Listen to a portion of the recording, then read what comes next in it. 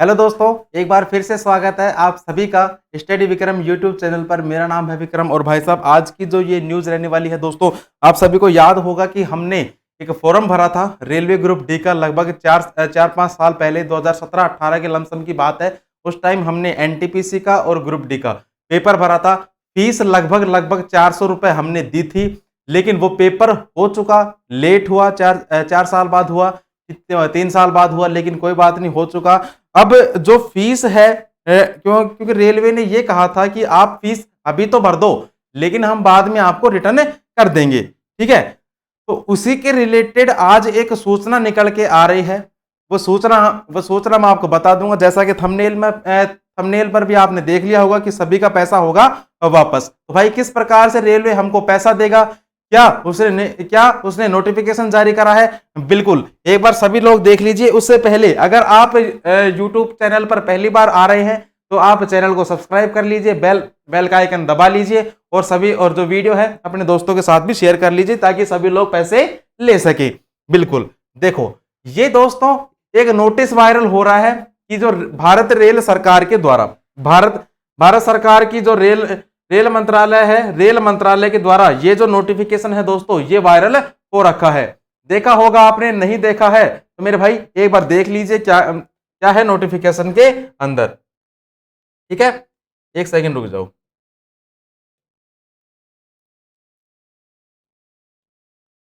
बिल्कुल एक सेकंड रुक जाइए, थोड़ा सा हैंगिंग प्रॉब्लम है पीसी के अंदर, कोई बात नहीं, है ना।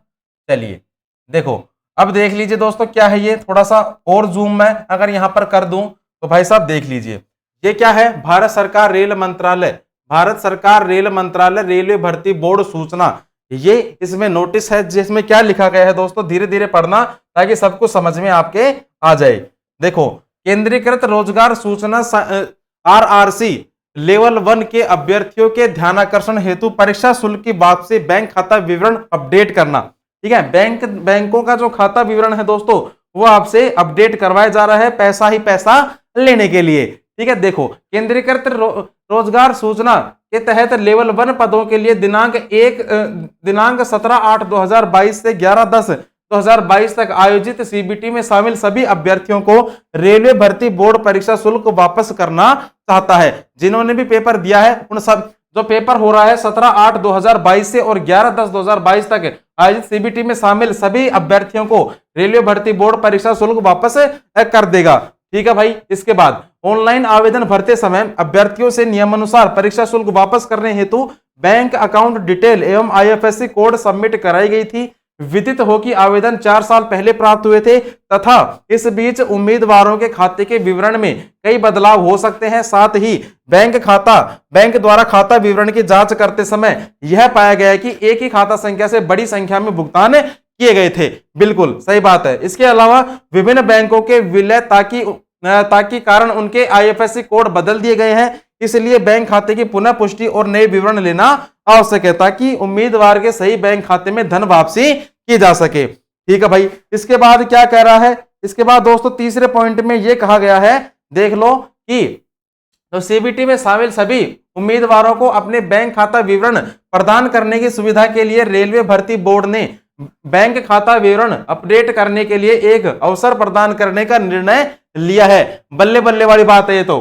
तदनुसार रेलवे भर्ती बोर्ड की आधिकारिक वेबसाइट पर एक अपडेट बैंक खाता लिंक प्रदान किया जाएगा जो दिनांक 14/4/2023 सुबह 10 बजे से और 30/4/2023 शाम 5 बजे तक लाइव रहेगा। उम्मीदवारों को सलाह दी जाती है कि यदि कोई परिवर्तन नहीं हो तो वे अपने खाते का विवरण अपडेट करने के लिए इस अवसर का उपयोग करें। डेट देख लीजिए, 14 तारीख से और 30 तारीख तक आपका जो लिंक है वो एक्टिवेट हो गया है रेलवे की वेबसाइट के ऊपर। चौथा पॉइंट और पढ़ लीजिए, इसमें क्या है कि उम्मीदवारों को यह सुनिश्चित करने के लिए अनुरोध किया जाता है कि सबमिट किया गया बैंक खाता संख्या आईएफएससी कोड सही है तथा उन्हें सलाह दी जाती है कि वे इसे सबमिट करने से पहले सावधानी पूर्वक जांच लें और बैंक खाता विवरण एवं आईएफएससी कोड देख लें। यह ध्यान दिया जाए कि सबमिट करने के बाद अपडेट किए गए बैंक विवरण में संशोधन संभव नहीं होगा। तो आप अपना बैंक खाता और जब आईएफएससी कोड डालो तो बिल्कुल आराम से डालना, तसल्ली से डालना, क्योंकि एक बार सबमिट होने के बाद वापस से ऑप्शन नहीं आएगा, ठीक है। उम्मीदवारों द्वारा प्रस्तुत गलत विवरण के कारण धन वापसी में विफलता के लिए रेल भर्ती बोर्ड जिम्मेदार नहीं होगा तथा इस संबंध में किसी भी पत्राचार पर विचार नहीं किया जाएगा।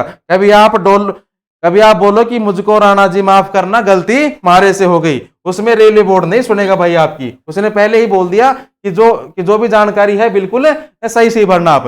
चलो 5वां पॉइंट और देख लो क्या कहता है कि सर रेलवे भर्ती बोर्ड सूचना दिनांक 13/10/2022 के संदर्भ में प्रश्नों, उत्तरों, विकल्पों इत्यादि से संबंधित आपत्तियों की समीक्षा के बाद वैसे अभ्यर्थी जिनके द्वारा उठाई गई आपत्ति सही पाई गई थी उनके द्वारा भुगतान की गई निर्धारित फीस वापस करने के लिए भी इसी अद्यतन बैंक विवरण का उपयोग करा जाएगा।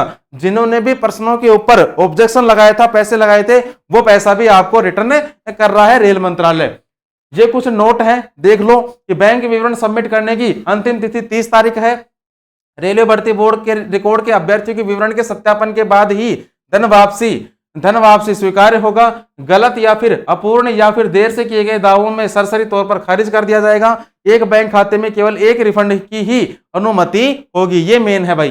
बैंक विवरण सबमिट करते समय किसी तरह की कठिनाई के निवारण हेतु हेल्प डेस्क मेन्यू तथा गुम रजिस्ट्रेशन नंबर प्राप्त करने के लिए फॉरगेट रजिस्ट्रेशन नंबर मेन्यू भी उपलब्ध होगा। मान लो आपका जो रजिस्ट्रेशन नंबर है खो गया है, बिल्कुल खो गया होगा, 4 साल हो गई, ठीक है, मेरा खुद का खो गया, ठीक है, खो गया होगा, वो उसके लिए बताया है कि जो फॉरगेट रजिस्ट्रेशन नंबर है वो भी आपको मिल जाएगा।